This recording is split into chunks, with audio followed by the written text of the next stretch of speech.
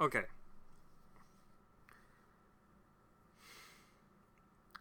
I shouldn't be surprised. I shouldn't be. It's professional wrestling. I should be so conditioned to accept dumb shit.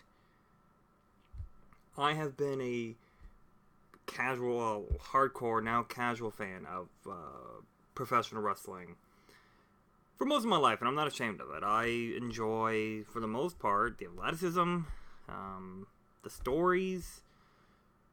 I like professional wrestling. It's my soap opera. But sometimes I don't know if I'm expecting too much from professional wrestling or if they're not giving enough. And I know sometimes there's a bigger story to tell. And I know that sometimes decisions that may not make sense now make sense way down the road. But I'm having a hard time trying to wrap my head around this. For those who didn't watch, there was a pay-per-view that was on Sunday night. That would have been October 6th, 2019. WWE Hell in a Cell. Where some of the matches took place in the giant steel cage, which is called Hell in a Cell, which has given us the iconic moment of when Mankind was thrown off the top of the cage, and my mother and me, as we watched it live, thought Mick Foley died. We were convinced that we witnessed a homicide. Or suicide, depending on how you looked at it. Now, that was many years ago. And the Hell in a Cell that I got to watch wasn't the entire pay-per-view. I was at work late, so I was able to catch the main event. And the main event was Seth Rollins, the defending Universal Champion, defending his championship against The Fiend, Bray Wyatt. Both are solid in-ring performers. Excuse me for yawning. Both obviously love the business and work really hard. And seeing Seth Rollins live in St. John, New Brunswick, is a good in-ring worker. But being a good in-ring worker, or having a strong gimmick, will only get you so far if the storyline is designed to fuck you over. It is designed to fuck over the champion, and it was designed to fuck over the challenger. What do you mean, Pony? What do you mean, Matthew? Allow me to answer that. During the match, I'm sure they were given direction to do this, but Bray Wyatt no-sold a shit ton. A shit ton. Now, this Fiend is not supposed to be human. He's supposed to be kind of a monster. So, yeah, you punch him, he just kind of takes it. You hit him with weapons, he just kind of looks at you. It's very reminiscent of Jason Voorhees from Friday the 13th, where he just kind of like looks at you and tilts his head and then beats your ass. And that's what they're trying to go for, is this horror character, and that's fine. And it's fine to no sell to a degree. When Seth Rollins was going for the finish, And this is going to get me on another tangent here. For those who don't know, in professional wrestling, a wrestler has what's called a finisher. The purpose of the finisher is to signal the crowd that the fight is over. The opponent is finished. A finisher. Be it the Stone Cold Stunner, the Rock Bottom, Sharpshooter, Figure 4 Leg Lock. The story with the finisher is once that's hit or once that move is locked in, it's game over. And it's only a matter of time before they tap out or 1, 2, 3. Okay? And occasionally, one finisher isn't enough. You might hit a finisher, a buddy kicks out, oh my god, how did you kick out? Then you hit him again, and if they kick out then, oh shit, what am I supposed to do? I lost count of how many fucking curb stomps Seth Rollins hit on Bray Wyatt before he went for a pin. I think there was, I'm guessing 20. From a logic point of view, if I'm hitting you with 20 of my most powerful move, my finisher, and you're not staying down, try something different. Each curb stomp just it looked weaker and weaker and weaker and weaker. And when a move looks weak, you're not selling in the audience that it's over. You're underselling your finisher. When a finisher is supposed to be this apocalyptic event that spells doom for your opponent, if I'm hitting you with my best move over and over and over and over and over and over and you're not staying down, I need a new finisher.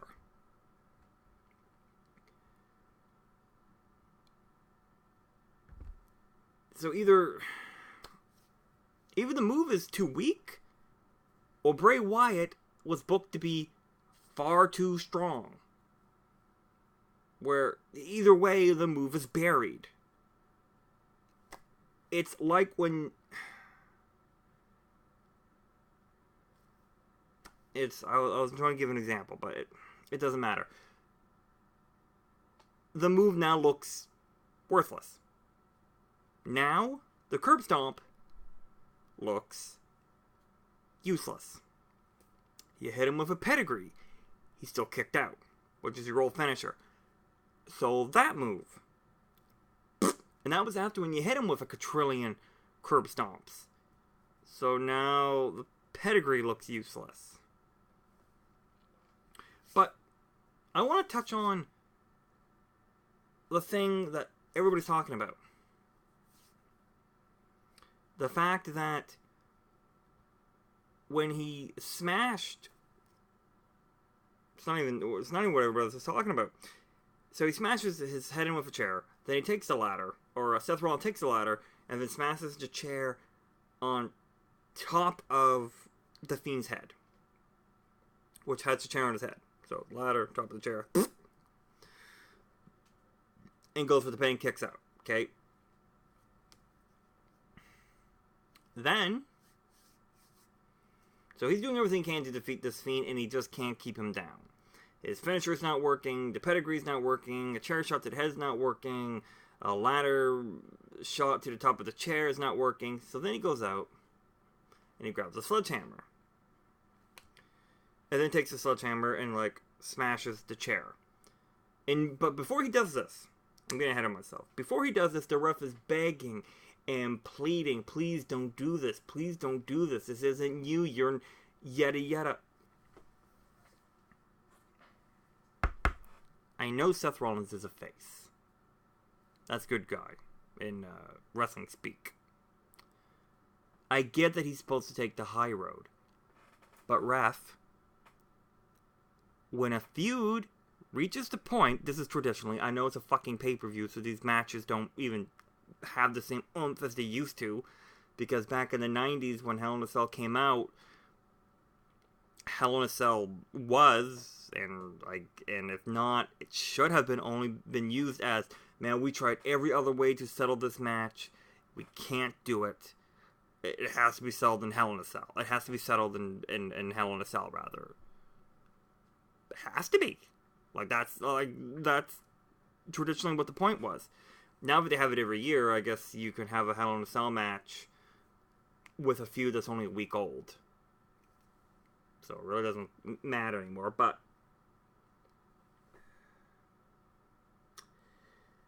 ref, when you reach the point in a feud where Hell in a Cell is the only way to solve it, your job isn't to be the moral compass. Your job is to do one of two things. One, if the person taps out, you hear them saying, I give up, or you see them hit the mat, you ring the bell.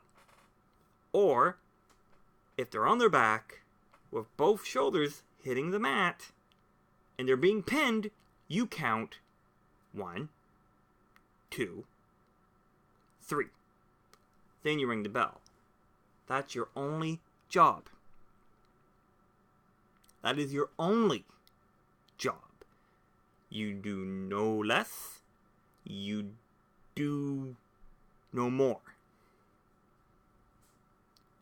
This match is meant to be brutal. It is meant to be terrifying. Because as WWE loves to say, but this match changes careers. It changes who you are. It takes years of your career. That's the risk. That's the danger of Hell in a Cell, supposedly. So, the wrestlers know what they're getting themselves into, storyline-wise. Your job isn't to stop the match. Because in Hell in a Cell, where there is no disqualification, how do you stop a match via no contest? How do you stop it by disqualification? Because when he was begging Seth Rollins not to hit him with the to hit the Fiend with the sledgehammer, and he did, he rang the bell. As in a DQ. In a no DQ match. That's like having a Falls Count Anywhere match, but yet being counted out of the ring. Or like having a submission only match, yet the ref is not accepting a tap out. That was a bad example. I think I should have just stopped with that previous one. The ending made no sense. And then, despite the chair shots, despite the ladder, despite all this mayhem, the Fiend got right back up, no selling that any of this damage occurred. Does the mandible claw, then fades off in the dark laughing. Why are you laughing? You didn't win. You lost the world title. I don't get it. Is there a bigger story at play? Is there going to be a rematch? Because if there is, I don't know if anybody's going to be interested in it. Because it's all over Twitter, but people are chanting AEW. They were chanting refund. They were chanting bullshit. They weren't, yes, I know. They weren't happy. There's a difference between people booing a heel who wins the world championship because they don't want bad guys to win. Traditionally speaking, we want the good guys to win. good prevails. But there is a difference. And sometimes we like to cheer for heels because they're cool. But there is a big difference between booing when the heel wins, because you're booing the character. You're like, oh, boo, you suck, you cheater. And booing the product. When you're booing the booking, when you're booing the story, I would hope they're not booing the wrestler's performance, but it is what it is. When you're booing the conclusion, when you hear booing, legitimate heat as the show ends, when you're seeing clips on Twitter of people in the audience after when the show's over, still standing in the audience chanting AEW or refund or bullshit or like flipping off the ring, I think WWE made a mistake.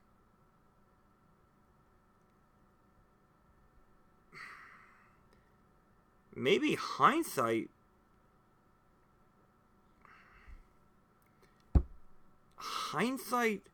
maybe not have booked this match at all if you weren't going to have The Fiend win the title. I think after when the first kick out, that's what people were hoping. Is like, say he hits a curb stomp and then The Fiend kicks out and then he tries it again, but as he jumps in the air, The Fiend gets up quickly, then grabs him in midair and hits his sister Abigail. Or as he's coming down to do the curb stomp, The Fiend jumps up quickly onto his knee and does the mandible claw on this, whatever. And then wins by submission, even though the Seth Rollins never tapped. And then you can set up the rematch that way, with Bray Wyatt being the world champion. That way you're selling the toughness and the never say give up attitude of Seth Rollins, but still protect the monster gimmick of Bray Wyatt. But with the ending they chose to go with, both parties look fucking stupid. Seth's most powerful moves look like they're fucking garbage. Right? Especially with some of this curb stomps he was attempting just looked weak and sad. And you had Bray Wyatt pretty much throw away or lose out on the biggest opportunity that his character has had in years. In years. So, I'm not saying being a booker is an easy job. It can't be. But you gotta do better than this shit.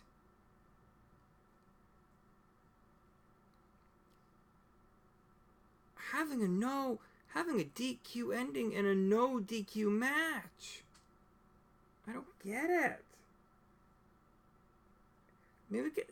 Am I stupid? I don't think I'm stupid.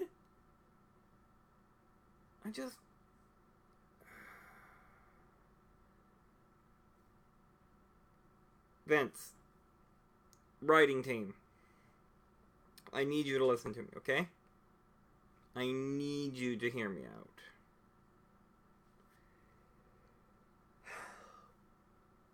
You're not the only people in town anymore, Mr. Mosquito. You have AEW on your tail. You have New Japan. You have all these other wrestling promotions.